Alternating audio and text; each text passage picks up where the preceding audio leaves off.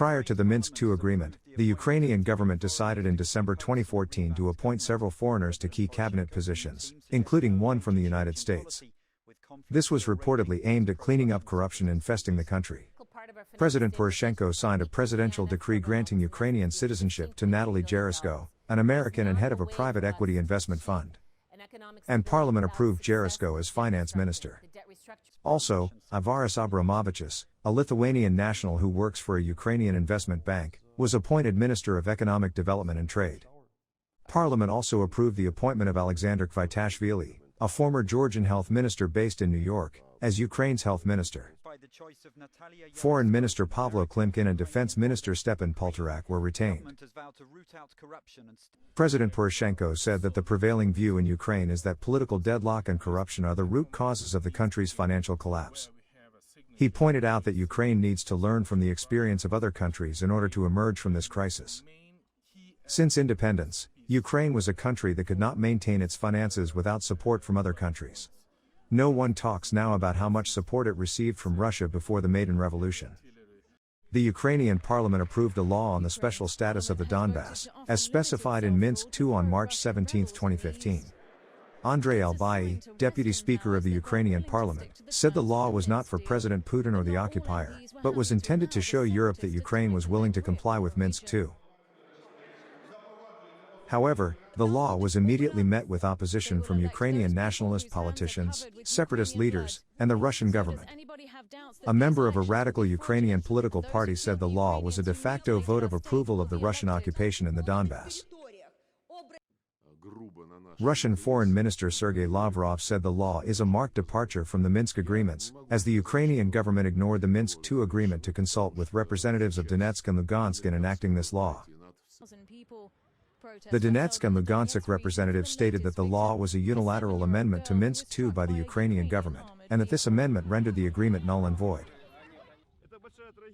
Donetsk leader Alexander Zaharchenko said that any revision of Minsk II was legally invalid because it was not mutually agreed upon and that nothing agreed upon in Minsk has been implemented. He added that Donetsk must occupy all the cities where the referendum on the status of the Donbass was held and then cooperate politically as an equal partner with Ukraine. Thus, each side claims the other is not fulfilling the agreement, leading to repeated ceasefires and fighting.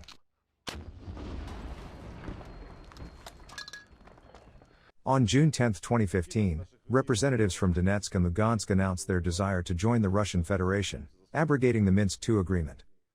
However, President Putin did not change his stance that the Minsk agreement was the only solution to the problem of the Donbass until 2022. On July 21, 2015, a number of supporters of Ukraine's right sector held a rally in Kiev to protest government policies. Right sector leader Dmytro Yarosh called for a vote of no confidence in President Poroshenko's government and demanded legal recognition of the volunteer militias fighting in the east.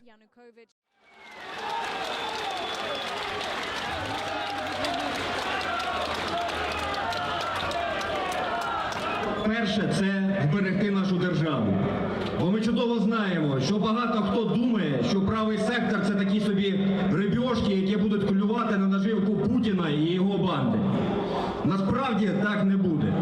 Від нас дуже чекали того, що ми підемо зараз громити адмінбудівлі і все інше.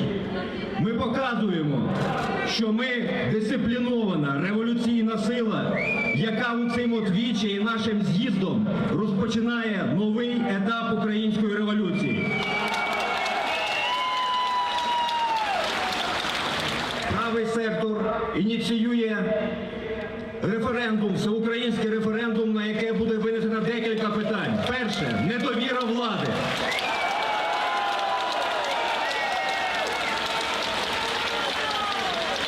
Друге – ми вимагаємо, щоб нарешті війна, яка ведеться Росією проти України, була визнана війною, а не АТО. І тут слово має сказати наш український народ.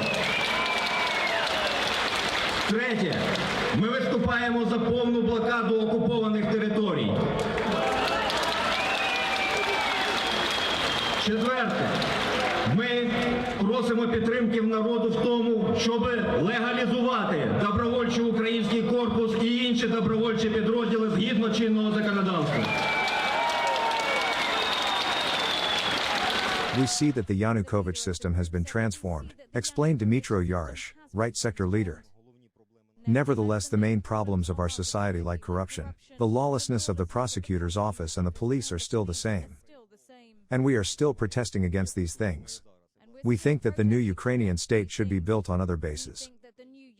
Yarosh was wanted and indicted as an international terrorist in March 2014. He was elected to the National Assembly in general elections held on October 26, 2014, and on April 4, 2015, he was appointed advisor to the Counselor General of the Armed Forces of Ukraine. Right sector militants are actively fighting in the east for the government. However, Amnesty International has accused them of human rights abuses. They claim they are clamping down on corruption. Dmytro Yarosh said the Minsk II agreement violates the Ukrainian constitution and that Ukraine has the right to continue fighting. He said right sector forces are committed to continue fighting until the territory of Ukraine is fully liberated from the Russian occupiers and the Russian terrorist occupiers are dead.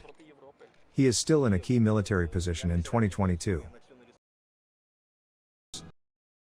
This report is for the 29th time, in March 2020. Here we see that of the approximately 13,000 deaths, about 3,500 are civilian deaths that the UN has been able to confirm. By the time of the Russian invasion, there were reportedly 14,000 to 15,000 dead. I agree with the condemnation of the war itself.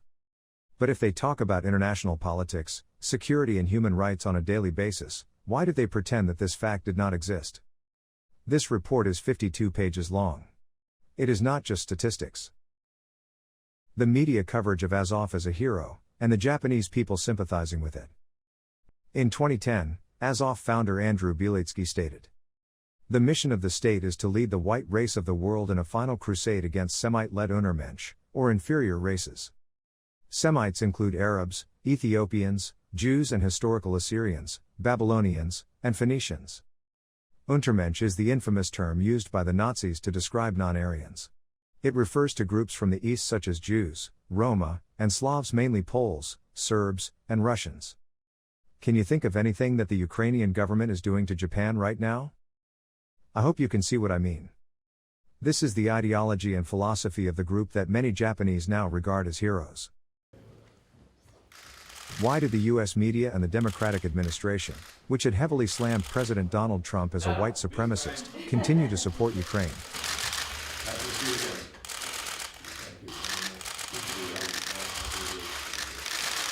This is a 2012 Reuters article. Ukraine picks Chevron to develop shale gas fields. May 11, 2012, Chevron and Royal Dutch Shell have been chosen as winning bidders for Yuzivska and Oliska areas which have enormous gas reserves, Azarov told Euronews. The United States is now the world's largest producer of natural gas. As assessments of its shale gas reserves are underway around the world. The U.S. Energy Information Administration estimates that Ukraine has the third largest reserves in Europe after France and Poland, and reports that it is expected to have 1.2 trillion cubic meter of reserves. Interestingly, about 70% of Ukraine's abundant shale gas reserves are believed to be located in eastern Ukraine, in the Donetsk and Lugansk oblasts. Ukraine was a net importer of energy. Prime Minister Azarov has made it clear that Ukraine will become an energy exporter in the next 4 years. It has become a conflict zone because of the political changes of 2014. There is no way that secession would be allowed. On the contrary, even autonomy would not be allowed. Protect the territory, but what about the inhabitants who live there? Ukraine's anti-Russian policy seems to be more than just an ideological issue. Ukraine's president says he thinks his country can be